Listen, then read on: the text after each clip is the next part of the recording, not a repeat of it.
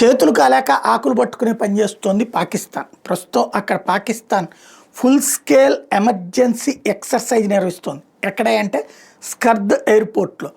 ఎందుకయ్యా అంటే మొన్నటిసారి భారత్ దాడి చేసి ధ్వంసం చేసిన దాంట్లో అది కూడా ఒకటి.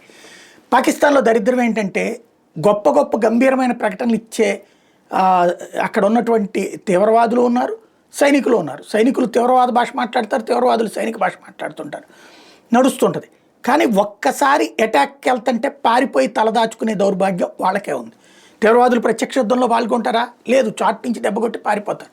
ఎదుర్రా రండిరా అంటే రారు. అట్లాగే పాకిస్తాన్ మీదకి మనం వెళ్తే పారిపోయి తలదాచుకున్నటువంటి వాళ్ళని చూసాం. అట్లాంటి పాకిస్తాన్లో ఇప్పుడు రాబోయే రోజుల్లో మళ్ళీ భారత్ కనుక ఏమన్నా యుద్ధం చేస్తే, దాడి చేస్తే ఎలాగా రక్షించుకోవాలో, ఎలా కాపాడుకోవాలో తెలియక మొన్న పారిపోయారనమాట. వాళ్ళందరికీ ఇప్పుడు ఎక్సర్సైజెస్ నేర్పుతున్నారు.